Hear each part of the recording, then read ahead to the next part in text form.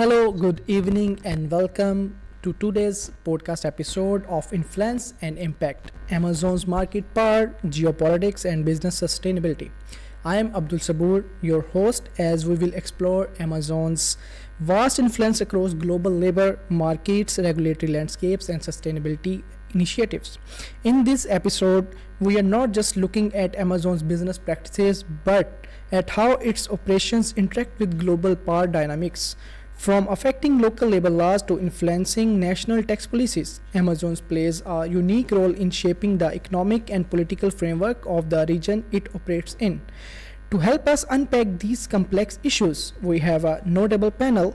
Three representatives from Amazon will share insights on the company's corporate strategies and commitments to sustainability, while three experts from diverse fields will offer external perspective on Amazon's global impact, particularly through a geopolitical and sustainability lens. So let me introduce my panel. Let me introduce firstly company representatives. So firstly we have a Ms. Ayurisa Dominata. She is the Director of Global Labor Relations at Amazon, and she will provide insights on Amazon's global labor relations strategy, focusing on balancing business efficiency with sustainable labor practices. And second, we have Ms. Adinda Humera. Senior Corporate Strategist Ms. Adinda will discuss Amazon strategies in tax policy and corporate sustainability and how the company navigate these within different political climates. Third, Mr. Hafizullah Oria. He is Global Operations and Supply Chain Manager. Mr. Hafiz will explain Amazon's supply chain strategies and the company's initiative to promote environmental sustainability across its global operations. So now let me introduce about our external representative. So first of all, we have Mr. Auns Azhar, International Workers' Rights Advocate. Mr. Auns brings a frontline perspective on workers' rights, especially within Amazon's warehouse, and will discuss the implications of Amazon labor practices on the global scale. The second, Ms. Lydia Nkechi. She is economist and geopolitical expert. Ms. Lydia as an expert on international tax policy and corporate sustainability. She will discuss about and share the insights on how Amazon's tax strategies interact with global policies, political trends, and economic policies. The third and the last but not least, Mr. Syamsi Mustofa Singgih Prayogo. He is Urban Development and Sustainability Specialist. Mr. Syamsi will provide perspective on Amazon's impact on local economies, real estate, and how geopolitical tension can influence the company's sustainability practices. So first of all, we are really thankful to all these panels, and we are really appreciate your time to be served for the community and Amazon to share some insightful about Amazon's and its implications on globally. So now we will go for the discussions. So let me open the discussion with Ms. Adinda Humera. Ms. Adinda, can you please briefly share your perspective on Amazon's global impact on labor, tax policies, and sustainability from a geopolitical standpoint? Thank you so much.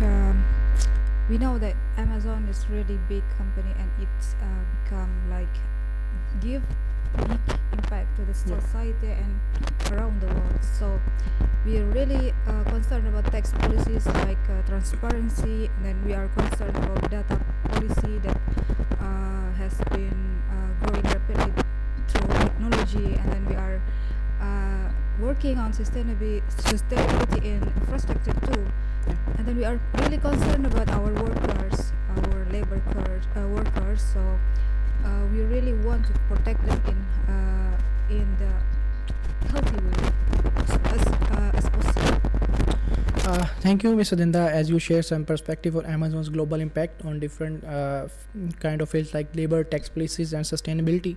So now I would love to have some external bodies representatives to like answer about how do you think about how Amazon strategies in this area align or clash with the political and economic policies in various countries. I would like to have an answer from Mr. Auns Azhar or Mr. Syamsi, if as you like, please. Can you please answer this question? Yeah, thank you for the question, Abdul Saboor. Yeah, there are many clashes and tax policies, you can say, in the labor if we talk in a labor way. So there are many clashes between the laborers and the companies, because this company or you can say many companies, they are doing some third party contracts which hire people on a very short time, which not give the job security to the people. So yeah, these kind of things that at least they should work on that. So these are the challenges, and the policy, they should work on it, so it will be healthy for the company. Now we have we also know about Amazon is a very big company, and they are facing a lot of issues in managing labors, because they have a lot of warehouses in different areas, if you go to Europe, specifically America. So they have a lot of warehouses, and it's little bit difficult for them to manage the things, as Mr. Auns tried to answer, share his insightful thoughts on this. So now I would like to have a question from Miss Ayorisa. Miss Ayorisa, can you please have us some look on Amazon's operates in diverse regions with varying labor laws and economic climates? How does the company address the challenges of maintaining consistent labor standards while respecting the local laws? All right. So thank you. Thank you, Mr. Saboor, for your question. So I will try to answer the strategy of our company. So there are several strategies from our company to addressing this challenge, such as adapting to local regulation and also flexible implementation of global policy. Also, we make partnering with third parties and local governance. Also, investment in multicultural training and communication, and then we also use of technology to monitor and assess compliance. And overall, Amazon try to adopt what we call a global approach. A global approach is combining global policy with local adaptation as needed. Okay, so I would like to return to Mr. Auns, as Ms. Irisa just share her thoughts, Amazon focusing on the global issues and global laws, and they are also following these all things. But can you tell me, in your work with labor rights, have you observed gap between Amazon's stated global standards and the realities on the ground? Yeah, there's many, you can say, definitely a gap between the Amazon global and global standards and the on the ground realities, because as I'm working on a labor activist side, so yeah, we have many contacts from different countries. Yeah. So if we talk about some specific countries, so in US, employees face demanding quotas that impact their health, they force them to work hard for more hours, but their wages and these kind of things are very low. And in some other countries, you can say Mexico, subcontracting is common, leading to less job security, and which also they don't give them the fewer benefits. Okay. And while Amazon have raised wages in the US, they are only focusing on the one region, but we all know that they are working globally, so at least they make a policy globally, so at least the communities where they are working, they will not affect them. Okay, so as Mr. Ansazar just shared his thoughts, Amazon just focusing on one region, they should have some implications on other regions too. So I would like to have a question from Ms. Adinda, as she is a corporate strategist. So Ms. Adinda, can you please, navigating tax policies across different countries can be complex, especially with if you talk about the growing international scrutiny. Could you explain how Amazon's tax strategy align with its commitments to sustainability and corporate responsibility? Thank you for that amazing question. In 2021, we are already making huge project in green bond, and it's giving 1 billion of sustainability bond, and it's designed to fund a project like greenhouse and green infrastructure and green environmental. So in both sides, in the country, they take the interest, and then we are getting profit too. So both of us is really go to the sustainable line. Okay, so now Amazon also have some CSR initiative for their communities and labor we already specifically. did that. Okay, so thank you, Mr. Dinda. So I would ask to Miss Lydia about from a geopolitical lens, how do you see Amazon's tech practices impacting global economic policies and shaping government responses? Okay, before I answer this, there is a particular trend right now, like it has started, this has been its mode of operation.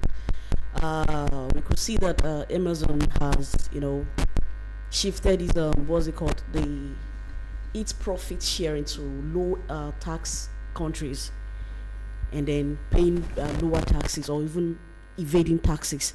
And then the country of its operation, it reports less, profit and then pay lesser taxes or evade taxes. So this particular strategy has made so many governments across the world to enforce a stricter tax law, ensuring that big companies pay a fair share of taxes so as to avoid this inequality of tax payment of a thing. Okay, that's a good point. I would like to come back on this point with Mr. Dinda, but right now I will ask to Mr. Hafizullah Auria firstly, then I will come back to you. Mr. Hafizullah, as you are a global operations and supply chain manager in Amazon, so with Amazon's commitment to sustainability, what steps in the company taking to ensure environmentally responsible practices across its supply chain? How do geopolitical factors like trade tension or regulatory shifts affect these sustainability goals? Like if you see the current situation between Russia and Ukraine, and then if you go to Middle East, so how can you see these things? Thank you so much for the question. For the first one is we are working on net zero carbon emission by 2014. That's one point. And another thing is we are investing in renewable energy, like having delivery electric cars. And we are working on reducing packaging waste through frustration-free packaging. What does it mean? It means that you can easily open that, frustration-free, and also you can recycle that. That's Okay. good for the environment.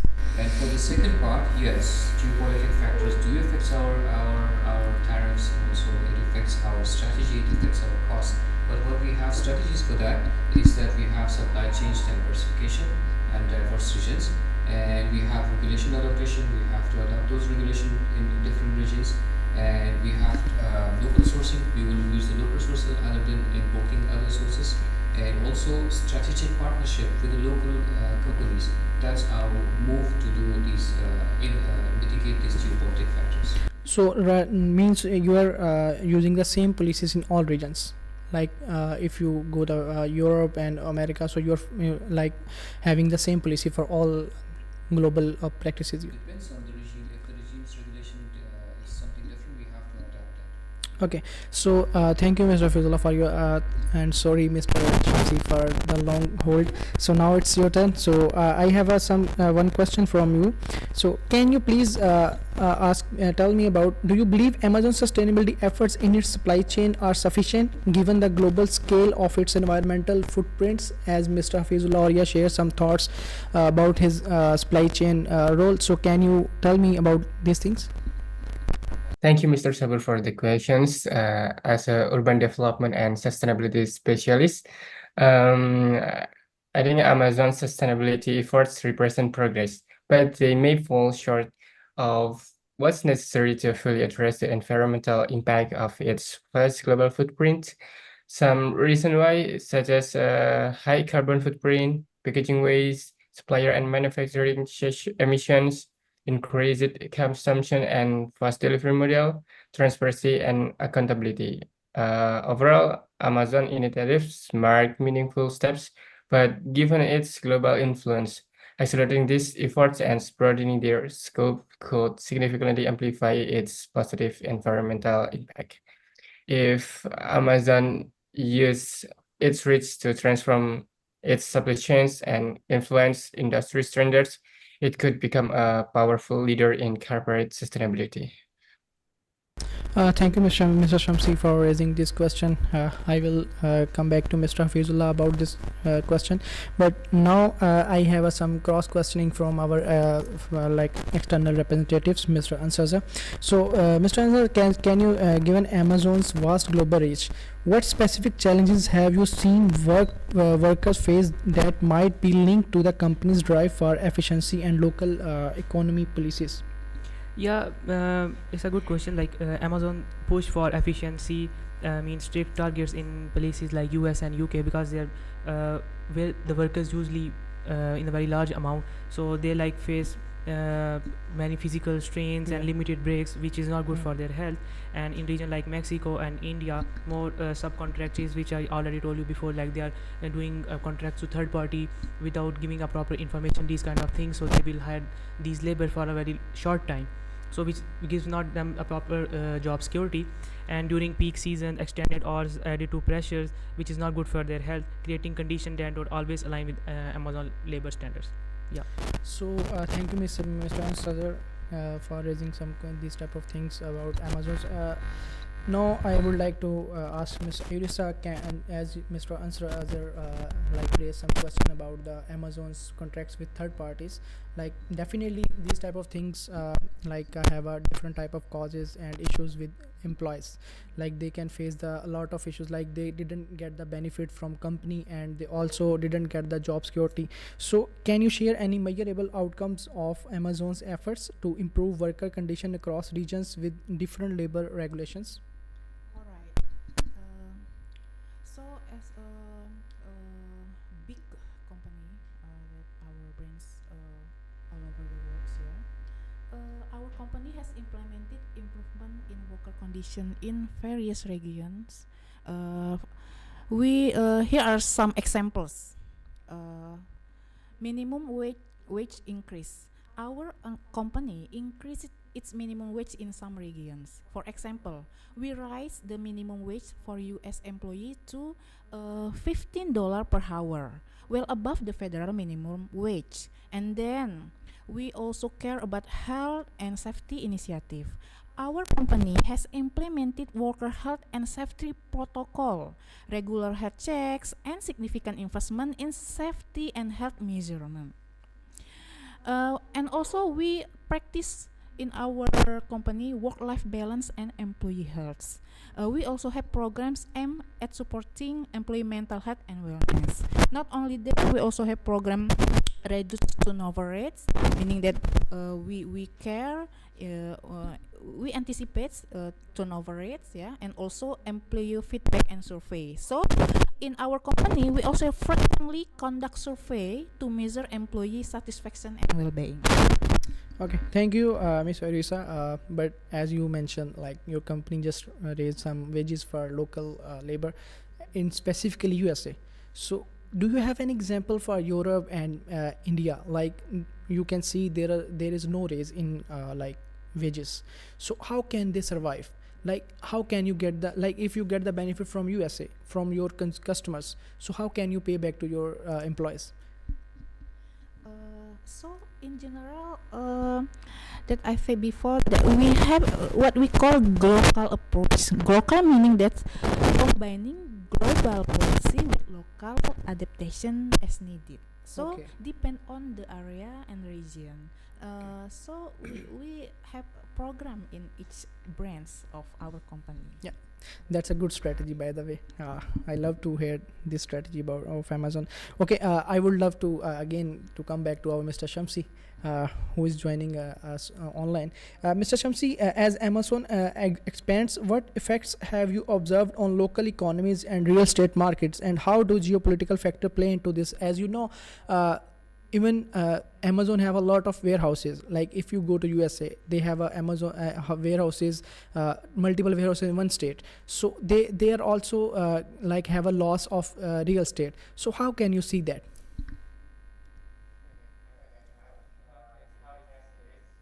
While Amazon expansions bring substantial economic growth and job creations, it also drives up real estate prices and poses challenges for small businesses and local infrastructures. And how about the geopolitical factors such as trade tensions, labor regulations, and data laws can complicate its expansion strategy and influencing how it operates in each region. Also, balancing growth with community needs and regulatory requirements remain essential for Amazon to maintain positive, sustainable relationship with local economics. Thank you, Mr. Shamsi. Now I will come back to Mr. Hafizullah. Mr. Hafizullah, as you are managing the global operations of Amazon, so how does Amazon address the balance between community impact and business need in market where geopolitical tension influence regulatory practices? Yeah, thank you so much for the question. As I have mentioned earlier in the other question, so to make it up for that question is that engagement with local communities. We are open for the feedbacks for the expectation of our customers. The feedbacks and the expectation they have, we immediately implement that. The second thing is adapting to regulatory changes. For example, maintaining close communication with the local government. Whatever regulation they have, it's must to be adopted by the company. So sustainable practices, reducing carbon footprints, as I have mentioned, in 2040 it will be done, and also flexible and adaptation. We have to be flexible for the place which we are operating, and shouldn't be like something benefit for us, or should benefit go to the customers. Yes. Thank you, Mr. Fizullah. As you mentioned, as I get like your global operations department and labor department, you are encouraged to have some local partnership to mitigate the risk of different geopolitical tensions, trade, and labor practices. So, thank you. I would like to come back to Miss Lydia. Miss Lydia, how does Amazon's approach to taxation impact economic policies and political relationship between nations, especially in developing economies like India and Yeah, this can, strain the political relationship, and as it puts pressures on government to, close every loopholes of taxes, and then prevent profits shifting to low tax areas. So this is it. It can strain the political relationship. So, Ms. Linda, how can you answer this question? Like, how does Amazon respond to this criticism around its tax practices? Really, thank you for raising that really good question. So, as we are as a big company, we are comply and strictly obey the regulation which every state already manage. So, and then please understand that there is difference between profit and revenue. We are in the tax. We are structured to tax companies' profit. It's not revenue. Please understand that one. And then Sorry, can you repeat the previous one, please? okay. So at the second point, yes, Amazon is obey their what tax system in every regulation in the country. So we are following the structure tax in every state. So we are taxing a company based on profit, and it's not revenue. But I still have one question. Like Amazon, you're talking about sure. No, let me align the your question again. Like you are talking about the external tax, like which tax you are paid to the government. But what about those tax which you are getting from your customer? So how can you differentiate between these? How can you get the 15% from each parcel from your customer, and then you pay the 5% to government? And what about the other 10%? How can you manage with your labor practices and all these things?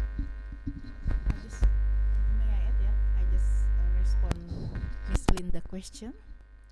Miss Lydia question. Sorry.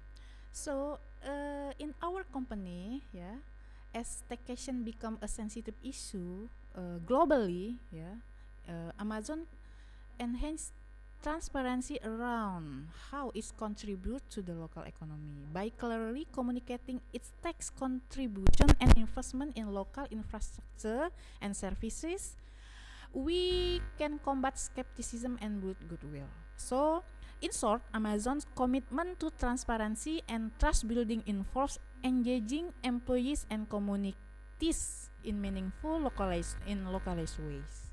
Sorry, may I say something? I'm talking about the tax strategy used by Amazon here. When you look at the tax strategy used by Amazon, when they go to, they shift their profit to countries with low taxes, They shift their profit there to report everything about it so that they could pay a very small amount, or sometimes they evade taxes. And now, in the countries with high taxes rule, they share just little about their profits so that they could pay less of taxes. Now, the question you made mention, you follow the strategy, but what can you say about this? What can you say about these strategies? We know it has really hampered so many political relationships between countries. So what do you need? What do you have to say about this? What's your validation on this? That's a good and valid point. Can you please What's your answer? opinion? In Amazon, we have income tax, like payroll tax, between consumer, and then with company we are sharing our revenue, our profit. So it come from consumer, and then it's come back again to the consumer, to the society. So you are talking about the CSR initiatives, like what you are earning, you are again paying back to the communities. Yeah. So how can you pay back to communities? Can you please share some initiatives? Yeah, we are strictly obey the regulation of tax. In No. every section. We I am asking basically, how can you pay? Like, do you have any CSR initiative in your company for community based or not? If you have a CSR initiative for community based, so please can you share some initiatives? Yes, we have like OECD tax. It is the newest one, if you know, in the world. It is the new initiative that we are joining this regulation. Okay. Sorry, I have to say Yeah, something. we May I are please- very short time. We have a very short time, so I think so we should go along. So I would like to answer the Mr. Auns. Mr. Auns, can you what do you each believe in is a fair approach to balancing corporate interest with local economic and labor needs? How can you see that? Yeah, so your question is very good. So for that, Amazon should balance corporate interests with local needs. So at least they will know what they are doing with the company, and also what they are doing for the community. And I think they should balance corporate interests with local needs by respecting labor laws, which actually they are not doing. Paying fair wages in some countries they are doing. Like in USA, it's a good wage, but in some other countries, in lower areas, they are not doing that thing due to subcontracts, and creating jobs while engaging communities to ensure substantial growth. This is good for the company. Okay, so Ms. Lydia, can you how can you answer, like, how can Amazon more effectively address sustainability in region with fragile political or economic system? Yeah, when it comes to the sustainability aspect, they should invest more in local infrastructure and ensure that labor needs are aligned with their goals. And they should prioritize the labor needs. Yeah. Okay, Ms. Lydia, can you answer the same question?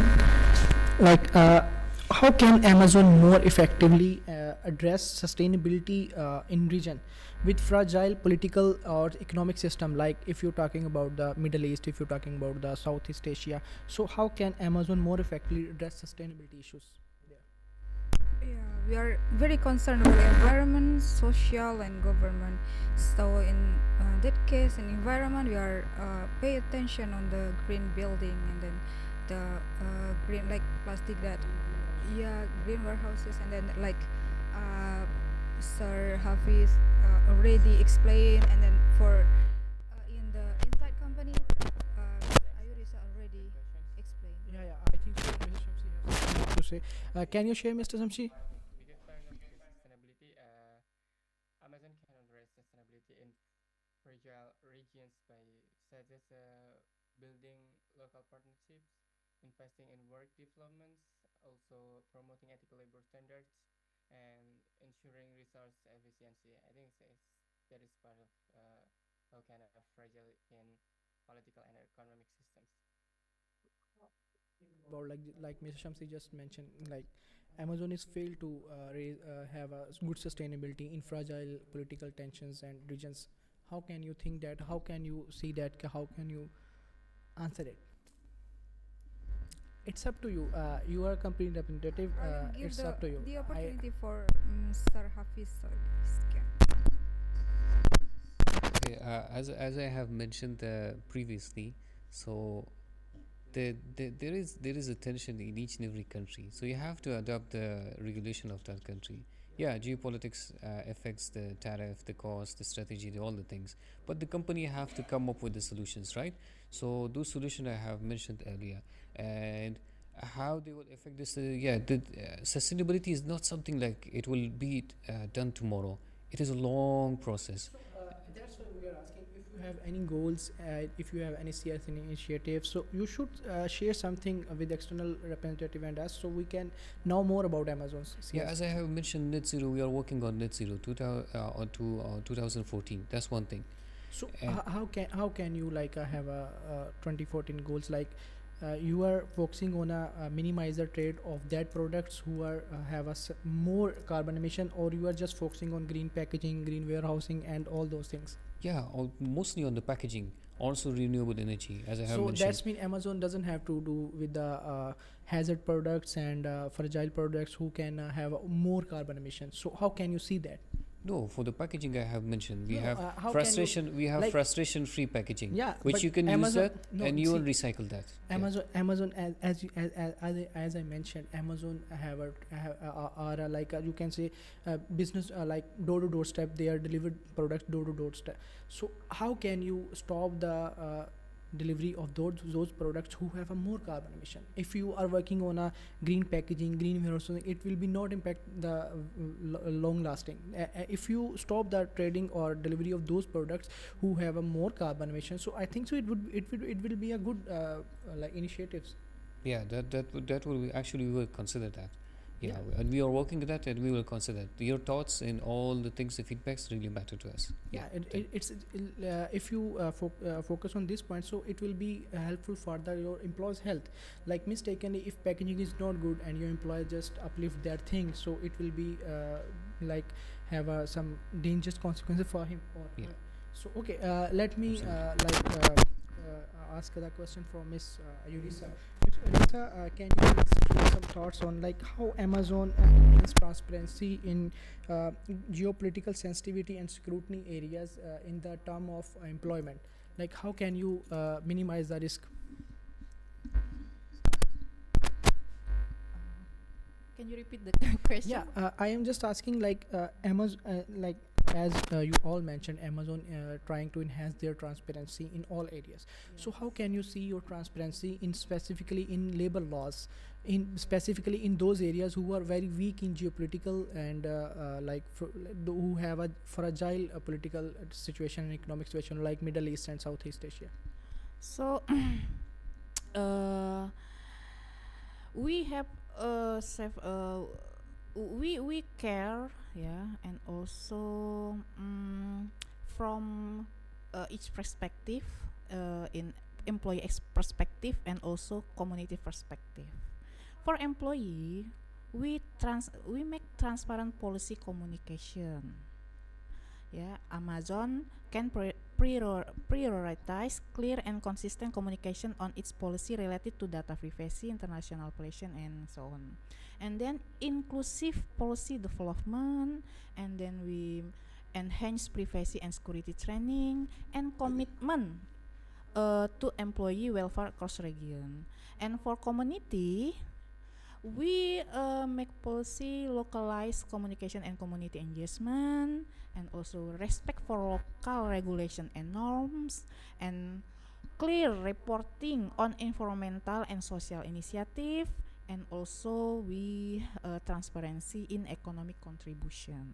So that's several policies in our company. Okay, thank you, Ms. Ayurisa, for answer your your answer. question. So we are short of time, so I have only one last two questions.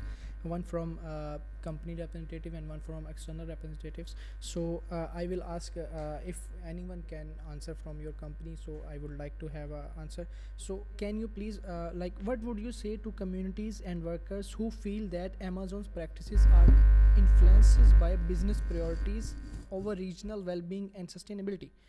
Like if you see, we already have an example from Nike. So Nike working practices are very weak and they lost a lot of their revenue. So how can you see that? To answer this one, the first thing which the strategies we are going is to open dialogue. We are open for everyone. Everyone which criticize feedbacks, this is a kind of open dialogue for us. The second thing is commitment to sustainability, as I have mentioned, net zero, frustration-free packaging. That's thing, and also community investment. Whatever comes from the community goes back to community. How? Through the education, infrastructure, and also job creation. And the last point will be employee empowerment, and also the thing which is very important for every company is transparency and accountability. You have to do whatever you are doing, so you have to show that we are on track or something, or that's accountability really matters to the customers. Okay, thank you, Mr. Fizullah, for your thoughtful thoughts on Amazon's working practices. Okay, my last question is from external bodies. Specifically, it's from Miss Lydia or Mr. Auns, and also Mr. Syamsi. If you want to add something, you are open to interrupt us. Okay, so if Amazon is genuinely committed to business sustainability, so in specifically like globalized and politically complex world, so what step would you recommend to take to minimize these things to Amazon? Can you please answer? Yeah, one of the steps I would actually recommend is this a tax strategy used by the Amazon. That is the most important thing, because if you look at trend right now, it is a case study. Yeah, it's a case study actually, and many countries are now trying to exactly, they're trying to shift from that and then impose some strict things which might affect other companies. So you should work on your tax strategies and try to be fair, because this, if you work on that, that will bring about fairness. Yeah, equitability, exactly. So you need to work on this. Anyone have some closing remarks? Or Mr. Syamsi, do you want to say anything about these things, or we should just end the debate? Okay, thank you. This is the last questions. As mentioned by Ms. Lydia about the tax regulations, I will give you some additionals about independent audits for the Amazons, which partnering with third-party auditors to assess and publicly verifying working conditions in sustainability efforts and compliance with local regulations. I think like that.